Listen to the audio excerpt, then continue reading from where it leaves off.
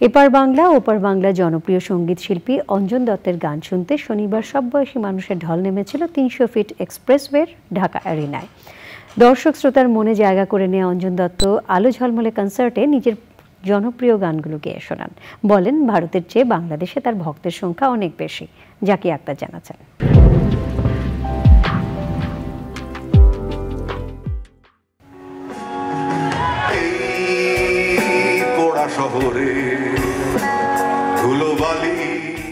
বাংলা সঙ্গীতের এক নস্টালজিয়ার নাম অঞ্জন দত্ত।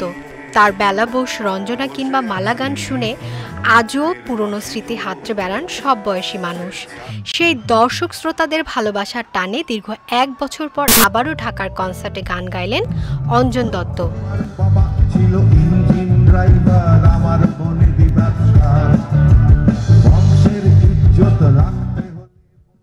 অঞ্জন দত্ত মেট্রোপলিস ভলিউম 2.0 নামের কনসার্টে ২.৫ ঘন্টা তার গানের তালে ভেসে যান হাজারো দর্শক।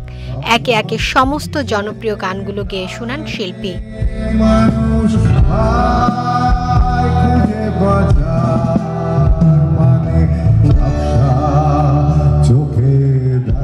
কিংবদন্তি নির্মাতা মৃণাল সেনকে নিয়ে অঞ্জন দত্ত পরিচালিত ও অভিনীত সিনেমা চালচিত্র সিনেমার গান গেয়েও শোনান তিনি।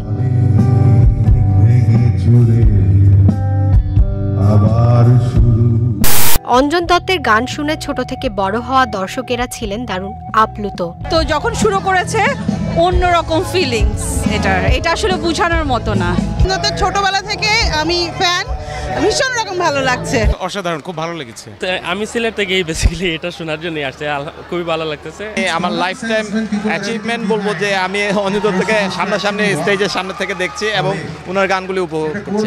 বাংলাদেশের দর্শকদের প্রতি ভালোবাসার কথা জানাতেও ভুল করেনি ম্যারিয়ান কিংবা বৃষ্টি দেখেছির মতো গানের এই সঙ্গীত শিল্পী। অত্যন্ত কৃতজ্ঞ আপনাদের কাছে, সকলের কাছে, যে আমাকে এতদিন ধরে ভালোবেসেছেন। যে আমার 50-60 ভাগ শ্রোতা বাংলাদেশী, দর্শকও বাংলাদেশী, এবং তারা শুধু বাংলাদেশী থাকে না, কারণ এখন আমি সারা পৃথিবীতে যাই, আমরা সবাই যাই, সে কানাডা হোক, অস্ট্রেলিয়া হোক, নিউ ইয়র্ক হোক, বাংলাদেশিরাই নিয়ে যায়। অঞ্জন দত্ত ছাড়াও কনসার্টে গান গেয়েছে ব্যান্ড কাকতাল এবং আহমেদ হাসান সানি। Zakia Akter, channel I, Dhaka.